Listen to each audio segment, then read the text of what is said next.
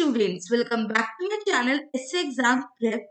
आज हम रीजनिंग में डाइसन क्यूब का पार्ट 4 देखेंगे, जिसमें हम शुरू करने वाले हैं प्रीवियस ईयर क्वेश्चन।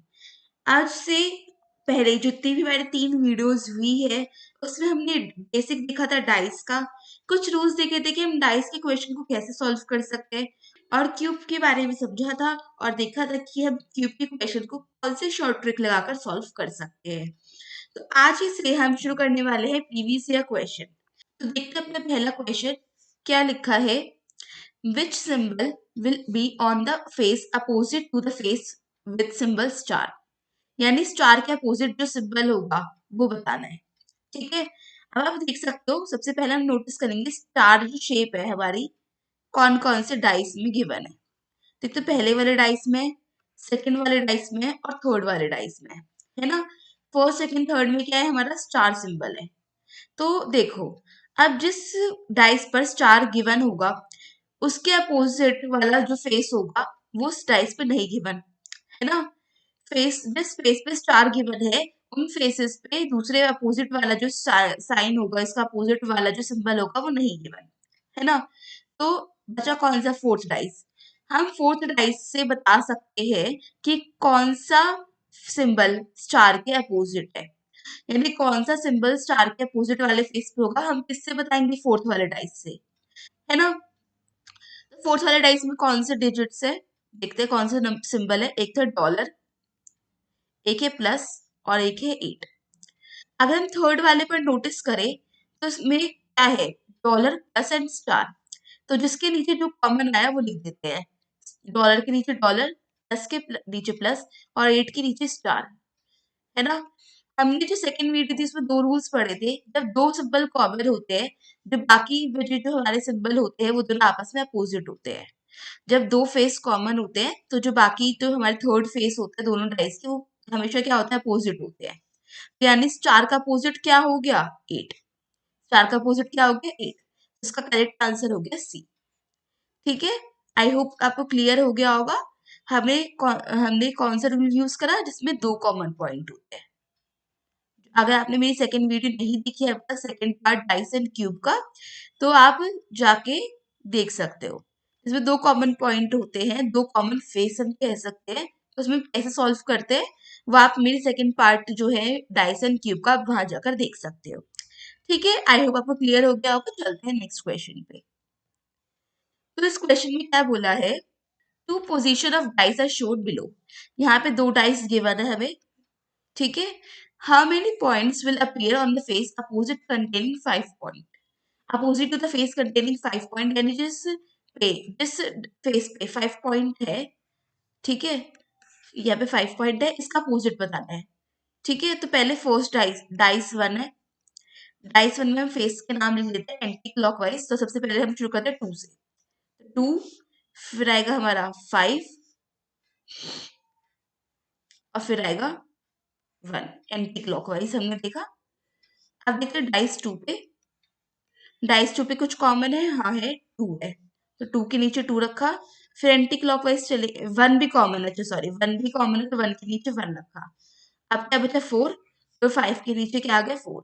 तो अभी हमने जो लास्ट वाले क्वेश्चन में देखा था, 2 कॉमन पॉइंट पे हम कैसे करते हैं कि जब 2 कॉमन पॉइंट होते हैं, जो थर्ड फेस होता है वो अपने आप के आपस में अपोजिट हो जाता है। सिमिलरली यहाँ पर भी जब हमारे पास 2 और 1 कॉमन है, तो 5 और 4 आपस में क्या हो जाएंगे, अपोजिट हो जाएंगे। तो 5 का अपोजिट क्या हो गया, 4, यानी डी ऑप्शन इसका करेक्ट आंसर हुआ। तो आई होप आपको क्लियर हो गया होगा। चलते हैं नेक्स्ट क्वेश्चन पे। तो इस क्वेश्चन में क्या बोला गया है, which digit will appear on the face opposite to the face number 4। जिस पे 4 है उसका अपोजिट क्या होगा। तो अब यहाँ पे देखो, 1 भी है, 2 भी है, 3 भी है, 5 भी है, 6 भी है। तो इस 4 का अपोजिट बता रहे कि इनमें से कौन सा नंबर 4 के अपोजिट होगा। तो पहले लिख लेते हैं डाइस 1 और डाइस 2। तो देखते हैं दोनों में क्या कॉमन है, 3 कॉमन है। यहाँ पर क्या कॉमन है, 3 कॉमन है। तो हम 3 के नीचे लिखेंगे 3 और एंटी क्लॉकवाइज और सारे डिजिट्स को लिखेंगे। ठीक है, तो क्या आएगा, 3 क्या, पहले डाइस में 3 का एंटी क्लॉकवाइज है 2, फिर 1, तो 2 फिर 1। ऐसी 3 का यहाँ पे 6, फिर 5, 6, फिर 5। तो अब आप देख सकते हो कि 2 2 का अपोजिट है 6, 1 का अपोजिट है 5, तो 4 किसका अपोजिट हुआ? 3 का। ठीक है, तो इसका आंसर हो गया 3। अब एक बात यहाँ पे आप और कॉमन सेंस लगाकर हम सॉल्व कर सकते हैं इस चीज को। ठीक है, जब हमें पता है कि जब एक कॉमन पॉइंट होता है तो जो उसकी एडजेसेंट फेस होते हैं, adjacent face of any number can not be opposite to it. यानी कि कोई भी नंबर जो उसके एडजेसेंट होता है वो कभी भी अपोजिट नहीं हो सकता। तो जब एक ही कॉमन पॉइंट है और 1 2 5 6 यानी 4 डिजिट्स जो और होती है वो उसके एडजेसेंट आ रही है, तो वो अपोजिट नहीं हो सकती। तो जो लास्ट डिजिट हमारी बची यानी कि 4 जो बचा, उस कॉमन पॉइंट के ही अपोजिट होगा, है ना? तो अभी हम यहाँ से क्या बता सकते हैं, कॉमन सेंस लगाकर हम इस क्वेश्चन को भी सॉल्व कर सकते हैं। हमें ये पूरा लिखने की जरूरत नहीं होगी। बट अगर आपको वहां पे समझ नहीं आ रहा एकदम से कि हम कैसे करें, आप यही शॉर्ट ट्रिक यूज करना एंटी क्लॉकवाइज चलने की, जिसमें एक कॉमन पॉइंट गिवन होता है। ठीक है, आपको इजिली हो जाएगा, समझ आ जाएगा हमारा आंसर। तो आई होप आपको क्लियर हो गया होगा। चलते हैं नेक्स्ट क्वेश्चन पर। Question number 4। तो क्या बोला गया है? Two position of a dice are shown below. यहाँ पे दो पोजीशन गिवन है डाइस की। Which number will appear on the face opposite to 5। 5 का अपोजिट बताना है। तो पहले इन दोनों का देख लेते हैं क्या कॉमन है। इसमें सिर्फ एक ही पॉइंट कॉमन है, 3, है ना? तो डाइस 1 एंड डाइस 2। तो डाइस 1 में पहले लिखेंगे 3, फिर एंटी क्लॉकवाइज लिखते हैं। 3 के बाद 1, 1 के बाद 5, 3 के बाद 1, 1 के बाद 5। ऐसे यहाँ पर भी 3 के बाद 2, 2 के बाद 6, 3 के बाद 2, 2 के बाद 6। तो 5 का अपोजिट क्या रहा था? 5 का अपोजिट क्या रहा है? 6। तो इसका करेक्ट आंसर हो गया सी। ठीक है, आई होप आपको क्लियर हो गया होगा। चलते हैं नेक्स्ट क्वेश्चन पे। How many point will be opposite on the face of opposite to in face which contain 2 points. यानी कि दो जिसमें 2 पॉइंट्स है उसका अपोजिट बताना है। तो अपोजिट ऑफ 2 बताना है हमें। तो पहला डाइस देखो, इसमें क्या है? 2, 5 और 3। तो यहाँ पे 2 कॉमन है, यहाँ और थर्ड डाइस में हमारा 2 कॉमन है। तो 2 के बाद 2 क्या कॉमन है? 3 और 5 कॉमन है डाइस 1 में, और डाइस 3 में हमारा 2 के साथ क्या है? 3 एंड 1। तो 5 और 1 तो बिल्कुल नहीं होगा, तो 4 और 6 में से कोई नंबर होगा जो 2 के अपोजिट होगा। तो अगर हम फर्स्ट डाइस और सेकंड डाइस को कंपेयर करें, डाइस 1 और डाइस 2 को कंपेयर करें, तो क्या मिलेगा हमें? डाइस 1 में और डाइस 2 में क्या कॉमन है? 5, है ना? डाइस 1 और डाइस 2 में क्या कॉमन है? 5। तो हमने क्या करा? सिंपल 5 को ऐसे पुट कर लिया दोनों के। ठीक है, फिर एंटी क्लॉकवाइज मूव करेंगे। तो डाइस 1 में 5 के बाद क्या आएगा? एंटी क्लॉकवाइज 2, फिर 2 के बाद आएगा 3। तो 5 के बाद आएगा 2, 2 के बाद आएगा 3। सिमिलरली डाइस 2 का देखते हैं। डाइस 2 में क्या आएगा? 6, फिर आएगा 4। क्या आएगा? 6, फिर आएगा 4। तो 2 का अपोजिट यहाँ से क्या पता लग रहा है? 6। 2 का अपोजिट क्या हो गया? 6, यानी डी ऑप्शन हो गया। ठीक है, तो आई होप आपको क्लियर हो गया होगा। चलते हैं नेक्स्ट क्वेश्चन पर। हाँ, तो इस क्वेश्चन में क्या बोला है? Which number is on the face opposite to 6। यानी कौन सा नंबर ऐसा है जो 6 के अपोजिट है। तो हम देख सकते हैं यहाँ पर इन 3 डाइस में ना 6 गिवन है।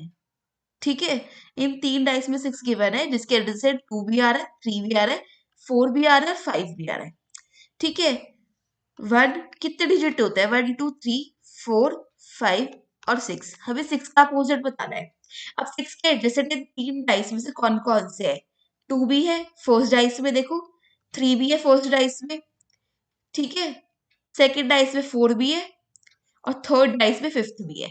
तो यानी 3, जब ये 4 डिजिट जब एडजेसेंट हो गई, ये अपोजिट तो बिल्कुल नहीं हो सकती। तो बच्चे कौन सा डिजिट 1, तो 1 इसका क्या होगा, अपोजिट होगा, तो यानी कि बी इसका करेक्ट ऑप्शन हो गया। ठीक है, तो ये भी एक तरीका है पता लगाने का, पहले एडजसेंट देख लो कौन कौन से हैं, तो मतलब फिर वो कैंसिल हो गए। ठीक है, वो तो बिल्कुल नहीं हो सकते हैं, फिर जो हमारा लास्ट डिजिट बचेगी तो वो हो जाएगी। अगर बाई चांस 3 ही कैंसिल हो पाते हैं, 2 डिजिट बचती है, फिर हम रूल यूज करेंगे जैसे हमारा एक ही कॉमन पॉइंट होता है, 2 कॉमन पॉइंट होते हैं। ठीक है, तो आप वहां से भी यूज कर सकते हो। आई होप आपको क्लियर हो गया होगा सारे क्वेश्चंस। तो क्वेश्चन में क्या लिखा है, two position of dice are shown below, यानी दो यहाँ पे पोजीशन दे दी है डाइस की। तो when number 1 is on the top, what will be the bottom? तो अगर टॉप पे नंबर 1 है, तो बॉटम पे क्या होगा, यानी कि 1 का अपोजिट बताना है। बॉटम पे क्या होगा, यानी कि 1 का अपोजिट बताना है, अपोजिट ऑफ 1, है ना। तो डाइस 1 में देख लेते हैं क्या क्या गिवन है, 4, 1 एंड 6। हमने एंटी क्लॉकवाइज ही लिखा है, 4, 1 एंड 6। डाइस 2 में जो कॉमन है उसके नीचे कॉमन रख लेते हैं, यानी कि 4 कॉमन है, तो 4 के नीचे 4, 6 के नीचे 6, क्योंकि 6 भी कॉमन है। बचा क्या हमारा 5, तो 1 के नीचे क्या आ जाएगा 5, तो 1 का अपोजिट क्या हो गया 5, तो इसका करेक्ट आंसर हो गया बी। ठीक है, आई होप आपको क्लियर हो गया होगा क्वेश्चन। चलते हैं नेक्स्ट क्वेश्चन पे। तो इस क्वेश्चन में क्या बोला है, two position of a cube with its surface number as shown below, यानी कि हमें दो पोजीशन गिवन है क्यूब की। ठीक है, क्या बोला गया है, when the surface 4 touch the bottom what will be at the top। तो वही पिछले क्वेश्चन की तरह बॉटम में हमारा 4 है, टॉप पर क्या होगा, यानी कि अपोजिट ऑफ 4 हमें बताना है। ठीक है, क्योंकि बॉटम का अपोजिट क्या होता है, टॉप ही तो होता है, तो अपोजिट ऑफ 4 हमें बताना है। तो देखते हैं डाइस 1 में।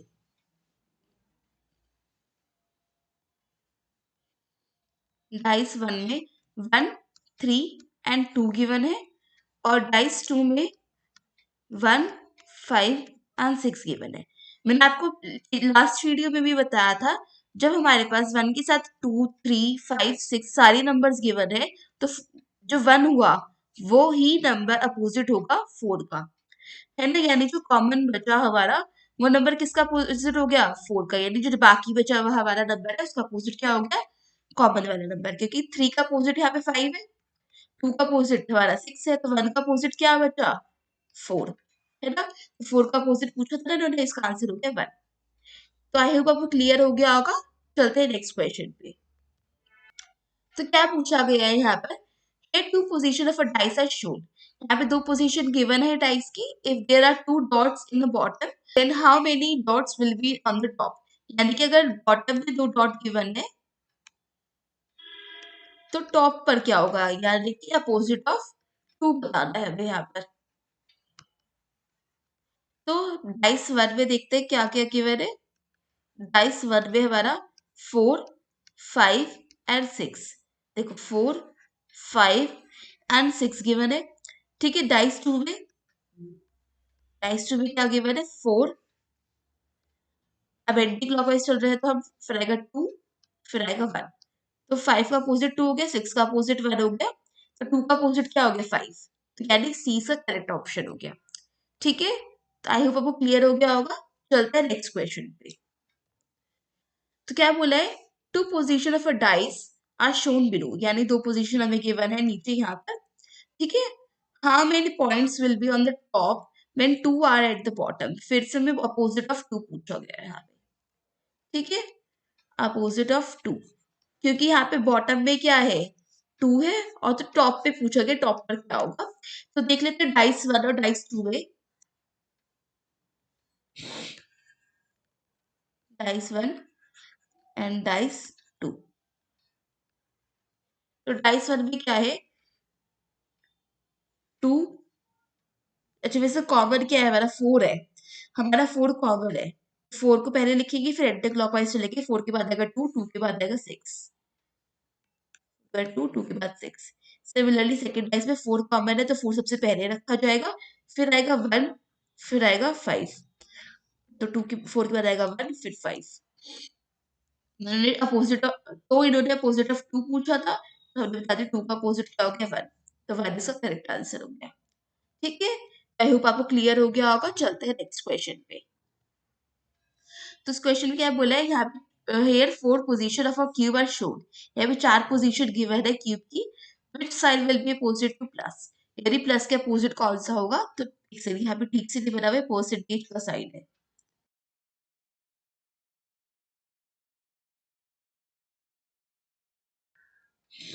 तो हम देखते हैं कि कुछ कॉमन है इन दोनों डाइस में या नहीं।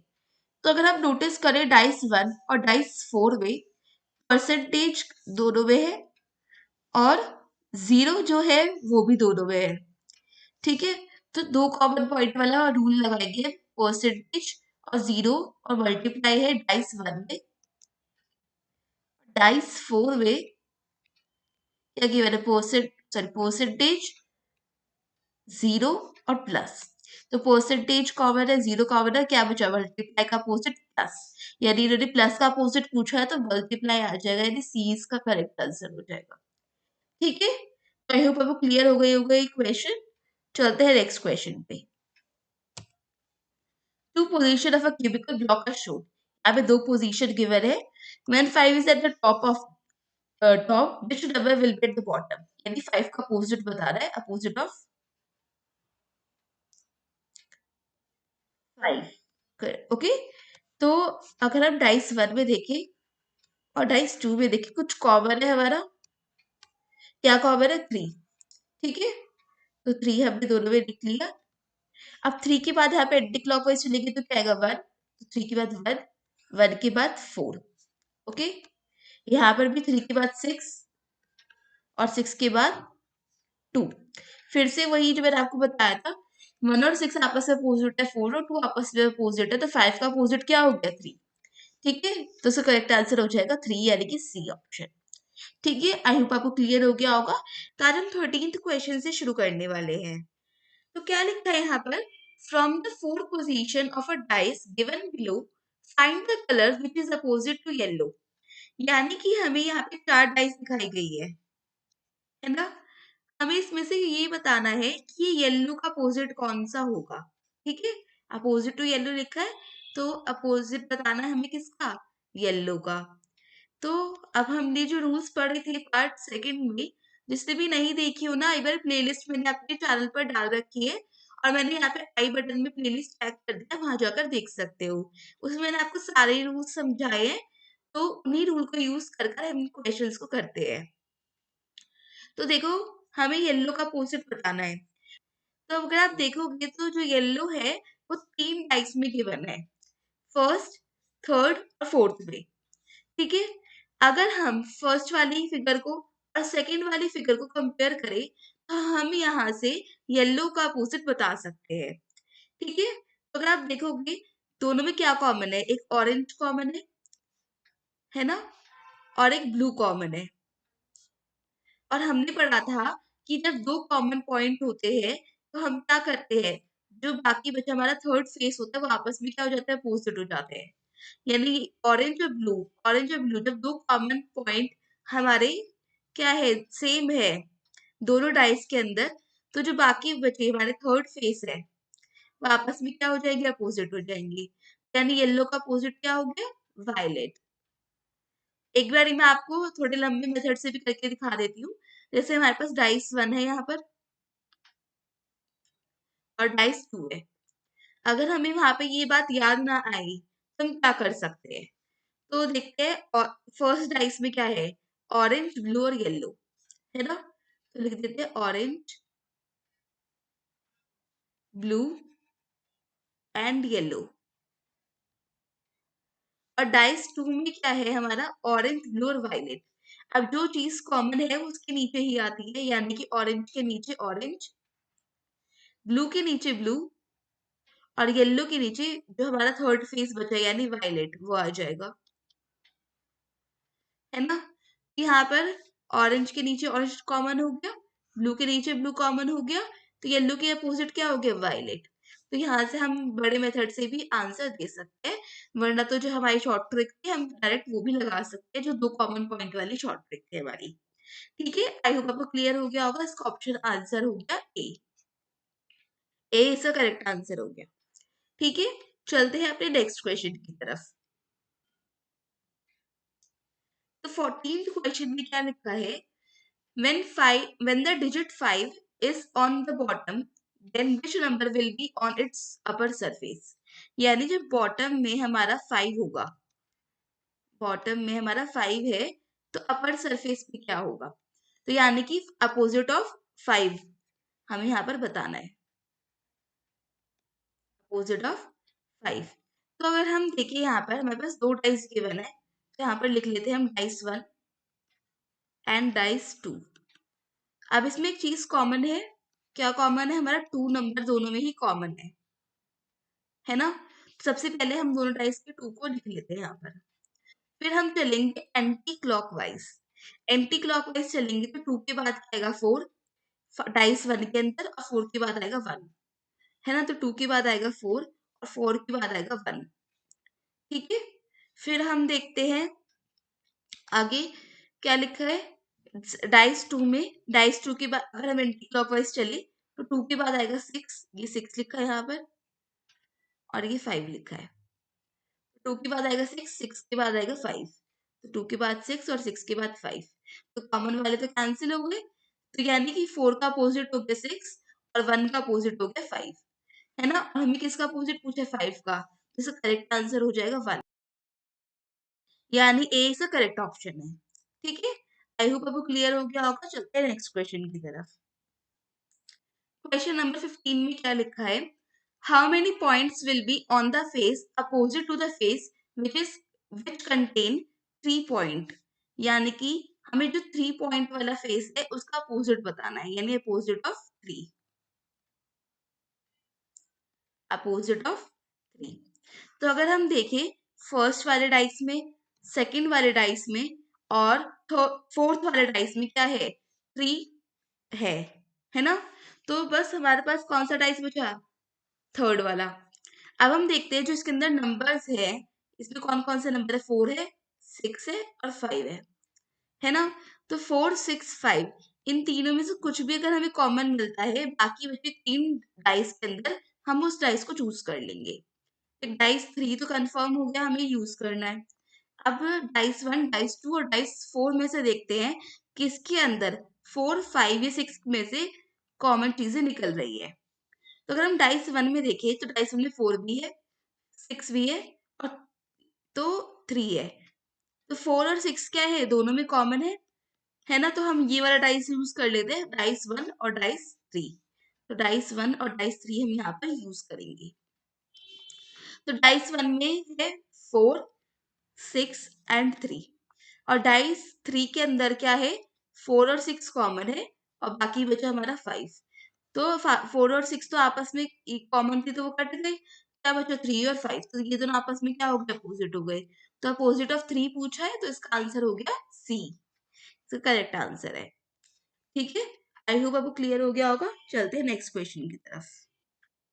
तो इस क्वेश्चन में क्या बोला गया है, observe the dot on the dice 1 to 6 dot. यहाँ पे दो डाइस गिवन है, दोनों में क्या गिवन है? डॉट्स गिवन है 1 to 6 तक, ठीक है? इन द फॉलोइंग फिगर, ठीक है? How many dots are contained on the face opposite to the containing 4 dots? यानी कि जिस फेस पर 4 डॉट्स है उसका अपोजिट बताना है, यानी कि अपोजिट ऑफ 4 बताना है हमें। अब देखते हैं यहाँ पर डाइस 1 और डाइस 2 में क्या क्या कॉमन चीजें हैं। तो अगर हम नोटिस करेंगे तो यहाँ पे एक 1 कॉमन है दोनों में और 5 कॉमन है। फिर से दो कॉमन पॉइंट है, यहाँ पे दो कॉमन पॉइंट है। तो हमारे रूल के अकॉर्डिंग जब दो कॉमन पॉइंट होते हैं तो हमारा थर्ड फेस ऑटोमेटिकली अपोजिट हो जाता है, यानी 4 का अपोजिट क्या हो गया? 2, क्योंकि यहाँ पे 2 पॉइंट्स है ना, तो 4 का अपोजिट 2 हो गया, तो इसका करेक्ट आंसर हो गया ए, ठीक है? जिसने भी मेरी वो वीडियो नहीं देखी है जिसमें मैंने आपको सारे रूल्स बताए हैं, यानी कि ट्यूब एंड डाइस का पार्ट 2 नहीं देखा है, तो एक बार आप जाकर देखना, मैंने पूरी प्लेलिस्ट बना रखी है, ठीक है? आपको अच्छे से सारे क्वेश्चन समझ आ जाएंगे। तो चलते हैं नेक्स्ट क्वेश्चन पे, क्वेश्चन नंबर 17। तो क्या लिखा है इस क्वेश्चन में, two position of a dice are shown below. यहाँ पे दो डाइस गिवन है हमें, ठीक है? when 3 points are at the bottom, यानी सबसे नीचे 3 पॉइंट्स हो तो how many will be at the top, तो टॉप पर कितने होंगे, तो बॉटम पे कितने हैं हमारे 3 पॉइंट्स और टॉप पर हमें बताना है, यानी कि अपोजिट ऑफ 3 हमें बताना है। क्या बताना है, अपोजिट ऑफ 3। ठीक है, तो डाइस 1 और डाइस 2 में देखते हैं क्या क्या कॉमन है। डाइस 1 में हमारे पास 5 कॉमन है और 2 कॉमन है। फिर से ये जो क्वेश्चन आया वो 2 कॉमन पॉइंट का है और ऐसे ही क्वेश्चन सबसे ज्यादा पूछे जाते हैं हमारे सारे गवर्नमेंट एग्जाम्स में। ठीक है, तो इसकी हमें बहुत ज्यादा प्रैक्टिस करनी है। तो 2 कॉमन पॉइंट है, फिर से वही रूल यूज करेंगे। जब 2 कॉमन पॉइंट होता है तो थर्ड जो फेस होता है वो अपने आप क्या हो जाता है, अपोजिट हो जाता है। तो यानी कि 4 का अपोजिट क्या हो गया, 3। तो उन्होंने 3 का अपोजिट पूछा था, तो करेक्ट आंसर क्या हो जाएगा, सी, यानी कि 4। ठीक है, आई होप आपको क्लियर हो गया होगा। चलो चलते हैं नेक्स्ट क्वेश्चन पे। क्या लिखा है इस क्वेश्चन में, from a position of a cube are shown below. यहाँ पे 4 पोजीशंस गिवन है हमारी। ठीक है, which letter B on the face opposite to A, A का अपोजिट हमें बताना है। तो सबसे पहले देख लेते हैं किस किस डाइस पर ए गिवन है। तो डाइस 1 पर और डाइस 2 पर हमें ए गिवन है। ठीक है, तो डाइस 1 और डाइस 2 हम साथ में यूज नहीं कर सकते, बचे 2 डाइस, डाइस 3 और डाइस 4। तो अगर हम नोटिस करें, डाइस 2 में सी और ई गिवन है और डाइस 3 में भी हमारा सी और ई गिवन है। यानी हम कौन सा रूल यूज कर सकते हैं, 2 कॉमन पॉइंट वाला रूल हम यहाँ पर यूज कर सकते हैं। ठीक है, तो जो सबसे आसान रूल होता है, अगर हमारे पास 2 कॉमन पॉइंट होते हैं तो जो हमारा थर्ड फेस होता है ना वो अपने आप ही क्या हो जाता है, अपोजिट हो जाता है। जो हमारा थर्ड फेस होता है वो अपने आप ही क्या हो जाता है, अपोजिट हो जाता है। तो यानी कि ए का अपोजिट क्या हो गया, डी। तो इसका ऑप्शन जो है, करेक्ट आंसर जो है हमारा डी हुआ, यानी ए ऑप्शन इसका करेक्ट आंसर है। ठीक है, आई होप आपको क्लियर हो गया होगा ये क्वेश्चन। तो क्या लिखा है इस क्वेश्चन में, 4 positions of a dice are given below. यहाँ पे 4 पोजीशन गिवन है, हमें डी का अपोजिट बताना है ना। तो हम देखते हैं पहले डी किस किस में है। एक हमारे फर्स्ट वाले डाइस में, सेकंड वाले डाइस में, इन दोनों डाइस में हमारे क्या है, डी गिवन है। इन दोनों डाइस में हमारे नहीं है। तो देख लेते हैं कुछ कॉमन डाइस हो हमारे पास। तो अगर हम नोटिस करें तो हमारे पास ये जो फर्स्ट डाइस है और ये जो लास्ट वाला डाइस है, ठीक है, यानी डाइस 1 और डाइस 2 जो है हमारे पास, दोनों में सी और ई कॉमन है ना। सी और ई कॉमन है, तो कौन सा रूल लग रहा है इन दोनों डाइस में, इन दोनों डाइस में पता लग रहा है 2 कॉमन पॉइंट वाला रूल, है ना। जिसमें क्या होता है, जब हमारे पास 2 कॉमन पॉइंट होते हैं तो हमारा जो थर्ड फेस होता है, third face are opposite to each other, यानी दोनों आपस में अपोजिट हो जाते हैं, है ना। यही था हमारा रूल। तो इसके अकॉर्डिंग सी और ई अगर कॉमन है तो ए और डी क्या हो गए, आपस में अपोजिट हो गए। डी का अपोजिट पूछा गया है, तो इसका करेक्ट ऑप्शन हो गया डी, यानी कि ए इसका करेक्ट आंसर है। ठीक है, आई होप आपको क्लियर हो गया होगा। चलते हैं नेक्स्ट क्वेश्चन पे। Question number 20। तो क्वेश्चन नंबर 20 में क्या पूछा गया है, which of the following cube can be created by folding the given figure। ये जो गिवन फिगर है इससे हमें दिख रहा है कि कौन सा क्यूब यहाँ पे बन सकता है। देखिए अच्छे से नहीं दिख रही है, यहाँ पे लिख देती हूँ, ये है एफ। ठीक है, एक काम करती दूसरा पेन लेकर लिख देती हूँ मैं यहाँ पे हाइलाइटर से, ब्लैक कलर से लिख देती हूँ जिससे आपको इजीली समझ आ जाए। क्वेश्चन में क्या बोला है कि यहाँ पर हमें एक मैप दिया है, ठीक है, डाइस का। हमें बताना है इनमें से कौन सा डाइस यहाँ पे हम फॉर्म कर सकते हैं। ठीक है, तो अब मैंने ना आपको सेकंड पार्ट जो है हमारा पार्ट 2, उसमें मैंने आपको फॉर्मूला बताया था कि जो हमारे पास ये मैप होता है डाइस का, तो हमें कौन सा किसके अपोजिट होता है ना। तो मैं हमने क्या देखा था, ऑल्टरनेट हम अपोजिट करते हैं, हमेशा क्या करते हैं, ऑल्टरनेट वालों को अपोजिट करते हैं। यानी कि एफ का अपोजिट बी हो गया, ई का अपोजिट सी हो गया और ए का अपोजिट क्या हो गया, डी हो गया। ये जो बाहर हमारे एक्स्ट्राज में होते हैं ये आपस में हमेशा अपोजिट होते हैं। तो अगर हम यहाँ पर लिख ले इसको, तो एफ का अपोजिट हो गया बी, ठीक है, ई का अपोजिट हो गया सी और ए का अपोजिट हो गया डी। अब हमें एक बात पता है, जब जो अपोजिट होते हैं ना वो कभी भी एडजेसेंट नहीं होते, है ना। Opposite can never be adjacent. तो अब हम एक एक डाइस का जो है ना करके देखते हैं। उससे पहले हम यहाँ पे ना रब कर देते हैं, फिर हम ना ऑप्शंस को देखेंगे। तो चलो, ऑप्शन नंबर ए में देखो क्या लिखा है, एफ बी और ई। हमें पता है एफ और बी क्या है, आपस में अपोजिट है, बट यहाँ पे एडजेसेंट दे रखे हैं तो ये तो हो ही नहीं सकता, ए ऑप्शन। सेकेंड ऑप्शन पे चलते हैं, एफ ई और डी। एफ ई और डी ये तीनों अपोजिट में से कोई भी नहीं है ना, तो ये हो सकता है, ठीक है, ये हो सकता है। अब चलते हैं सी ऑप्शन पे, एक बार देख लेते हैं फिर से। एफ बी और डी आ रहा है, तो एफ और बी फिर से अपोजिट है, तो ये भी नहीं हो सकता। ऑप्शन डी देखिए तो डी ई और ए, तो ए और डी आपस में क्या अपोजिट है ना, तो ये वाला ऑप्शन भी इनकरेक्ट हो गया, तो यानी करेक्ट ऑप्शन कौन सा हुआ, बी। और इस टाइप का क्वेश्चन भी बहुत बार एसएससी में पूछा गया है, आपके इस टाइप के क्वेश्चन को भी ध्यान में रखना है, ठीक है। तो आई होप आपको क्लियर हो गया होगा ये वाला क्वेश्चन।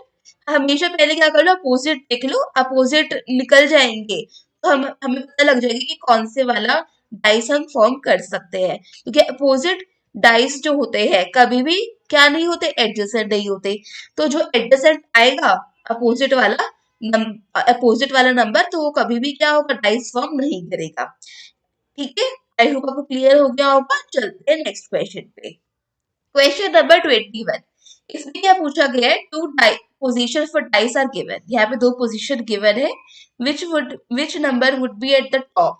टॉप पर क्या होगा जब बॉटम में हमारा क्या है, 2 है। जब बॉटम में 2 है तो टॉप पर क्या होगा, ठीक है। तो बॉटम में 2 है और टॉप पर हमें बताना है, तो यानी कि अपोजिट ऑफ 2 हमें बताना है, अपोजिट ऑफ 2, ठीक है। अब डाइस 1 और डाइस 2 में देखो 3 कॉमन है, डाइस 1 और डाइस 2 में हमारा क्या कॉमन है, 3, तो 3 को लिख लिया। अब हम चलते हैं एंटी क्लॉकवाइज, तो 3 के बाद क्या आएगा, 2, 2 के बाद 5, डाइस 1 के अंदर 3 के बाद 2, 2 के बाद 5। सिमिलरली डाइस 2 के अंदर 3 के बाद 6 और 6 के बाद 1, 3 के बाद 6 और 6 के बाद 1। हमें क्या पूछा है, अपोजिट ऑफ 2, यानी कि 2 का अपोजिट क्या हो गया, 6, तो यानी कि इसका करेक्ट ऑप्शन कौन सा हो गया, बी, ठीक है। आई होप आपको क्लियर हो गया होगा इससे कैसे आया हमारा ये 1 कॉमन पॉइंट वाला क्वेश्चन था, ठीक है। तो अब हम चलते हैं अपने नेक्स्ट क्वेश्चन पे। आई होप आपको क्लियर हो गया होगा ये वाला क्वेश्चन। क्वेश्चन नंबर 12 में क्या बोला है, two position for dice are given. यहाँ पे फिर से दो पोजीशन गिवन है। How many triangle would be at the top when the bottom is one triangle present. जब बॉटम में वन ट्राइंगल हो,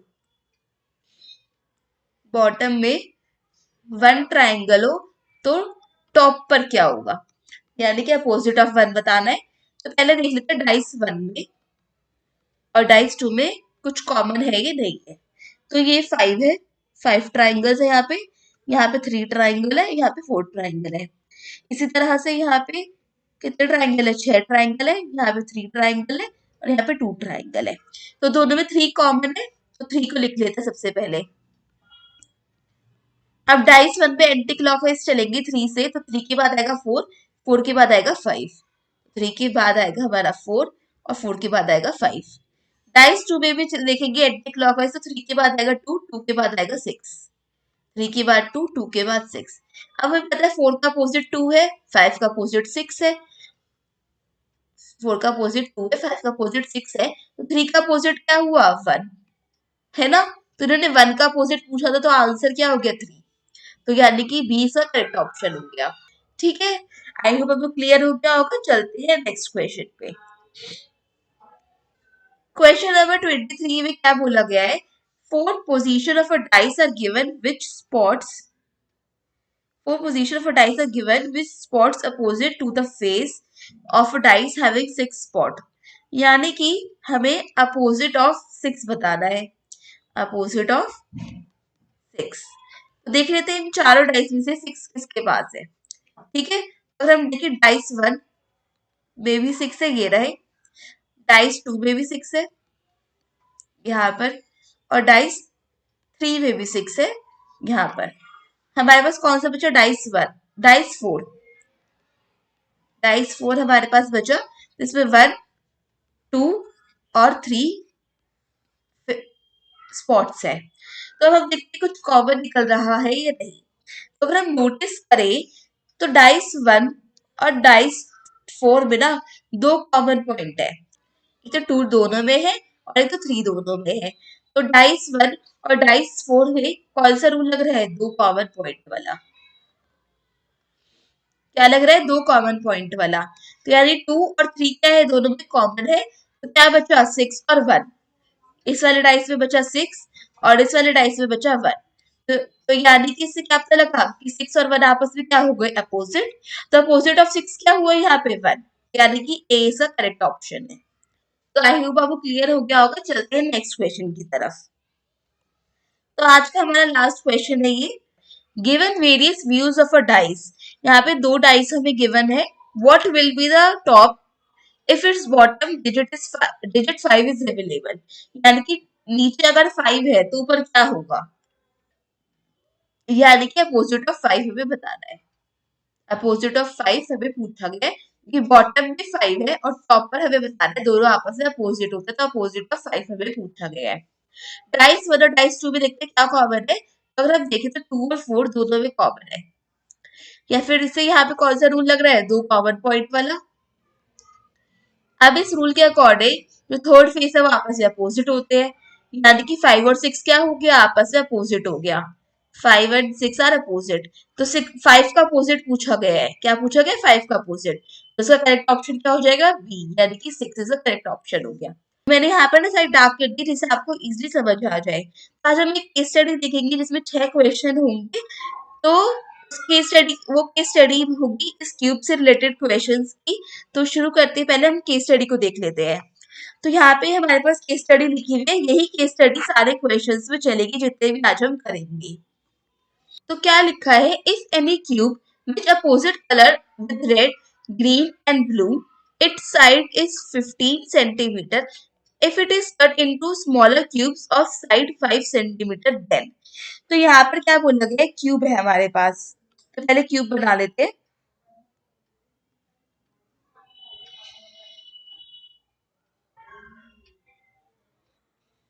ये क्यूब है जिसमें 3 कलर है, रेड, ग्रीन, ब्लू। तब जब 3 कलर है अपोजिट फेस पे तो यानी कि 2 फेस पे रेड हुआ, 2 फेस पे ग्रीन हुआ और 2 फेस पर क्या हुआ? ब्लू हुआ। ठीक है, जो ये बड़े वाली साइड है ये 15 सेंटीमीटर की है और जो ये छोटे छोटे क्यूब बनेंगे यहाँ से वो कितने सेंटीमीटर के होंगे? 5 सेंटीमीटर के। मैंने आपको बताया था जब भी हमें कोई क्वेश्चन निकालना होगा तो हम क्या करेंगे? सबसे पहले एन निकालेंगे। जैसे मैंने आपको बताया था ना, सबसे इम्पोर्टेंट क्या होता है? एन निकालना। जहाँ पे मेरा एरो है वहां देखो, यहाँ पे सबसे इम्पोर्टेंट क्या होता है? एन निकालना, जिसका फॉर्मूला होता है side of larger cube upon side of smaller cube, है ना। तो यहाँ पर हम निकाल लेते हैं एन की वैल्यू। तो एन की वैल्यू क्या हो जाएगी? साइड ऑफ लार्जर क्यूब यानी कि 15 और upon side of smaller cube यानी कि 5। तो 15 अपॉन 5 दैट इज 3। तो एन की वैल्यू कितनी हो गई? 3। तो क्या पूछा गया है? Find out the number of cubes that are coloured with only green colour. यानी कि हमें क्यूब बताना है जिसका कलर सिर्फ क्या होगा? ग्रीन होगा। तो यानी कि एक फेस हमारा कौन सा होना चाहिए? ग्रीन कलर का होना चाहिए। तो ना दिमाग लगाओ थोड़ा। जिससे से हमने क्या पढ़ा था? देखो, या तो टोटल नंबर ऑफ क्यूब का फॉर्मूला था, 3 फेस कलर वाला था। अब 3 फेस कलर्ड होंगे तो वो तीनों कलर से होंगे, ब्लू से भी, ग्रीन से भी और रेड से भी। ठीक है। सेकंड में क्या लिखा था? 2 फेस कलर, यानी कि कोई भी 2 डिफरेंट कलर होंगे क्योंकि हमें हमारे जो एडजेसेंट फेस है वो डिफरेंट कलर के है। क्योंकि हमने क्वेश्चन में क्या लिखा है? अपोजिट फेस सेम कलर के है, तो एडजेसेंट फेस तो डिफरेंट कलर के हुए। जब डिफरेंट कलर के एडजेसेंट फेस है तो कौन सा फॉर्मूला लगेगा? 1 फेस कलर वाला। तो वन फेस कलर वाला फॉर्मूला क्या था, जहां मेरा एरो है वहां देख सकते हो, 6n-2 की पावर 2। हम यही फॉर्मूला लगाते हैं आज इस वाले क्वेश्चन में। तो क्या फॉर्मूला है, 6n-2 की पावर 2। तो फॉर्मूले में n की वैल्यू पुट करते हैं जो कि है हमारी 3। तो 3 - 2 की पावर 2 यानी कि 6, 1 की पावर 2 यानी कि 6 हमारा आ गया आंसर। बट ये जो 6 आया है ये सारे कलर का मिलाकर है, यानी इस 6 में ब्लू कलर भी है, ग्रीन कलर भी है और रेड कलर भी है। बट क्वेश्चन में भी क्या पूछा गया, ओनली ग्रीन, यानी 3 कलर को मिला के आया। तो अगर हमसे 3 से डिवाइड कर दे यानी 2 सिर्फ एक कलर का हो गया।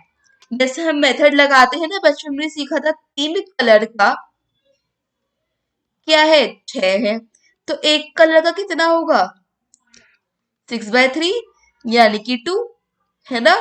तो 2 का करेक्ट आंसर हो गया, तो यानी 20 का करेक्ट आंसर हो गया। ठीक है, आई होप आपको क्लियर हो गया होगा।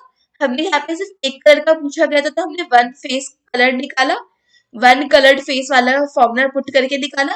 बट वो क्या आए थे, तीनों कलर में आए थे उसके अंदर, ब्लू भी, ग्रीन भी, रेड भी, क्योंकि ये तो पूरे क्यूब में से निकाल रहे हैं ना हमारे फॉर्मूले के अकॉर्डिंग। बट हमें किसका पूछा गया, ओनली ग्रीन, तो हमने 3 से उसे डिवाइड कर दिया। ठीक है, आई होप आपको क्लियर हो गया होगा। चलते हैं आज के नेक्स्ट क्वेश्चन में। सेम केस स्टडी है, यहाँ पे n की वैल्यू हमेशा 3 ही रहेगी, क्योंकि सेम केस स्टडी है ना, तो n की वैल्यू क्या रहेगी, हमेशा 3 रहेगी। तो n की वैल्यू क्या है, 3 है। क्वेश्चन में क्या पूछा गया, find out the number of cube which coloured with at least 2 colour, यानी एटलीस्ट 2 कलर वाला फॉर्मूला लगाना जो हमने देखा था उस वीडियो में। एटलीस्ट 2 कलर के लिए क्या फॉर्मूला लगाया था हमने, 12n-2 + 8। ये जो मैंने ब्लू कलर से मार्क करा हुआ है ना, ये तो क्या आएगा, 12n-2 + 8। तो यही फॉर्मूला हम यहाँ पे लगाते हैं आज। तो क्या फॉर्मूला है एटलीस्ट 2 कलर का, एटलीस्ट 2 कलर का क्या हो जाएगा, 12n-2 + 8। तो यहाँ पे फॉर्मूले में पुट करते हैं n की वैल्यू यानी कि 3 - 2 + 8। तो आंसर हो गया हमारा 20। तो यानी कि सी इसका करेक्ट ऑप्शन हो गया। ठीक है, ये बहुत आसान क्वेश्चन था, बस हमें फॉर्मूला पुट करना था। आई होप आपको क्लियर हो गया होगा। चलते हैं नेक्स्ट क्वेश्चन पे। तो क्या पूछा गया इस क्वेश्चन में, the number of cube which does not have any colour, यानी कि 0 फेस पे कलर है, 0 फेस पे कलर है हमारा। तो हमारे पास फॉर्मूला था एक यहाँ पर 0 फेस वाला, जिसमें फॉर्मूला क्या था, सबसे हमारे लास्ट में लिखा हुआ है, यहाँ पर हमने लिखा हुआ है 0 फेस कलर वाला सबसे लास्ट में n-2 की पावर 3। क्या लिखा है फॉर्मूला में, n-2 की पावर 3। तो हम यही वाले फॉर्मूला पुट करते हैं यहाँ पे और निकालते हैं। n की वैल्यू तो वही 3 रहेगी, तो यहाँ पे n-2 + 3 की पावर 3 है 0 फेस कलर वाले फॉर्मूले में। तो क्या हो जाएगा, 3 - 2 की पावर 3 यानी कि 1 की पावर 3 दैट इज 1। इसका आंसर क्या हो जाएगा, ए, यानी कि 1 इसका करेक्ट आंसर हो गया। ठीक है, आई होप आपको क्लियर हो गया होगा ये भी। चलते हैं नेक्स्ट क्वेश्चन पे। तो इस नेक्स्ट क्वेश्चन में क्या लिखा है, the number of cubes have read colour, यानी कि हमें वो क्यूब बताना है जिसमें रेड कलर हो। अब आप बोलोगे कि ये वाला जो हमारा फर्स्ट क्वेश्चन था यहाँ पर और ये वाले क्वेश्चन सेम है, बट जो हमारा फर्स्ट क्वेश्चन था यहाँ पे क्या क्वेश्चन था कि ओनली ग्रीन कलर, ये सिर्फ ग्रीन कलर होना चाहिए। बट इस क्वेश्चन में क्या लिखा है, रेड कलर। तो रेड कलर के साथ साथ हम ब्लू और ग्रीन भी ले सकते हैं, बट रेड कलर होना कंपलसरी है।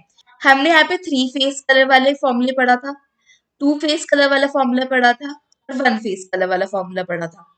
अब 1 फेस कलर वाला तो यहीं से हमारा फाइंड आउट हो गया था, क्योंकि ग्रीन का 2 है, इक्वली होंगे सारे, तो रेड का भी 2 हो गया, 2 फेस कलर्ड हो गए। तो 1 फेस वाले में आंसर क्या आएगा, 2 आएगा। ठीक है, जब ग्रीन कलर का 2 आया है, 2 फेस, तो इक्वली तो कलर किया था इन्होंने, तो रेड वाले का भी 2 फेस आएगा। अभी 2 फेस वाला जो है ना, ये फाइंड आउट करते हैं। 2 फेस वाले का फॉर्मूला क्या होता है हमारा, 12n-2, यानी कि 12 में n की वैल्यू 3 रखेंगे अगर हम, 12 3 - 2 दैट इज 12 आ गया। अभी जो 12 आंसर आया है ना, इसमें दो फेस कलर है। अब दो फेस कलर में क्या कॉम्बिनेशन बन सकता है? तो रेड के साथ ब्लू हुआ हो, रेड के साथ ग्रीन हुआ हो, या फिर ग्रीन के साथ ब्लू हुआ हो, है ना? यही तो कॉम्बिनेशन बन सकते हैं।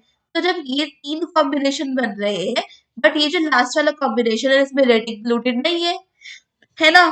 तो अब तीन कॉम्बिनेशन के 12 फेस है। तो हमारे पास सिर्फ दो ही कॉम्बिनेशन में रेड आ रहा है ना, तो दो कॉम्बिनेशन में कितने फेस हो गए? 12/3 इंटू टू, है ना? यानी जब हम इसे कट करेंगे 4 इंटू टू 8, 8 इसका करेक्ट आंसर हो गया। यानी कि दो फेस वाला जो कॉम्बिनेशन है जिसमें रेड कलर है, उसके सिर्फ 8 ही फेस ऐसे हैं जिसमें रेड कलर इंक्लूड होगा। ठीक है, आई होप आपको ये समझ आया होगा कि टू फेस वाले में 8 क्यों किया। कि जब हमने कॉम्बिनेशन बनाए दो फेस कलर वाले में, तो या तो रेड ब्लू होगा, रेड ग्रीन होगा, या ग्रीन ब्लू होगा। इसमें जो ऊपर वाले जो दो है जिसमें रेड इंक्लूड हो रहा है, बट ये लास्ट वाले में रेड इंक्लूड नहीं हो रहा है। तो तीन में से सिर्फ दो ही कॉम्बिनेशन ऐसे है जिसमें रेड आएगा। तो वो कितने फेसेस हो गए? 8 फेस हो गए। अब हम देखते थ्री फेस कलर वाले में, तो थ्री फेस वाले कलर वाले में कॉम्बिनेशन क्या होगा? या तो तीनों ही कलर आ जाएंगे, रेड ब्लू और ग्रीन, है ना? तीनों ही कलर आ गए, तो यानी कि इसका आंसर हम क्या निकालेंगे? इसका फॉर्मूला होता है हमारा हमेशा 8, यानी कि 8 ही होते हैं हमेशा। क्या होते हैं? हमेशा 8 ही फेस ऐसे होते हैं जो तीन कलर से फेस्ड होते हैं, है ना? हमने जब भी देखा था, देखो अगर हम फर्स्ट लाइन पे जाए तो तीन फेस कलर वाले कितने होते हैं? 8 ही होते हैं, है ना? तो यहाँ पे क्या हो जाएगा? 8 का थ्री फेस कलर वाला हो जाएगा। अब हम सबको ऐड कर लेते हैं इन तीनों को, तो क्या आएगा? 8 प्लस 2 प्लस 8, यानी कि 18 इसका करेक्ट आंसर है। ठीक है, यानी डी इसका करेक्ट ऑप्शन हो गया। ठीक है, आई होप आपको क्लियर हो गया होगा। अगर आपको कोई डाउट है ना इस क्वेश्चन में, आप मुझे कमेंट करके बता देना। मैं आपको आपका जो डाउट है वो क्लियर कर दूंगी एक नई वीडियो बनाकर। ठीक है, उसमें आपको अच्छे से समझा दूंगी और भी क्वेश्चंस बता दूंगी क्यूब से रिलेटेड। अगर आपको कोई डाउट हो तो प्लीज आप मुझे कमेंट करके जरूर बताना। ठीक है, चलते हैं आज आके अपने नेक्स्ट क्वेश्चन पे। तो यहाँ पर क्या पूछा गया है? The number of cubes that have only blue colour but not with red. मतलब उसके पास ब्लू कलर तो होना चाहिए, तो यानी कि ब्लू और ग्रीन तो हो सकता है, बट रेड नहीं हो सकता। तो फिर हम देखते हैं, या तो three face colour, two face colour और वन फेस कलर। अब फिर से नोटिस करिए, जो थ्री फेस कलर होता है उसमें ग्रीन, ब्लू या रेड तीनों आ जाते हैं, है ना? तो इसमें तो रेड इंक्लूड हो रहा है, तो यानी कि ये तो हमें चूज नहीं करना है इसका फॉर्मूला। अब हम देखते हैं दो फेस कलर वाले में कॉम्बिनेशन क्या होता है? तो ब्लू ग्रीन, या तो ग्रीन रेड, या फिर ब्लू रेड, या ब्लू रेड। ठीक है, तो दो कॉम्बिनेशन में क्या आ रहे हैं? रेड आ रहे हैं। तो बचा कितना कॉम्बिनेशन? एक कॉम्बिनेशन। हमने लास्ट वाले इसमें फॉर्मूले में कितने निकाले थे? दो फेस 12। हमने दो फेस वाले जो फॉर्मूला यूज करा था उसमें 12 आंसर आया था। ठीक है, तो इसके हिसाब से तीन कॉम्बिनेशन में क्या है?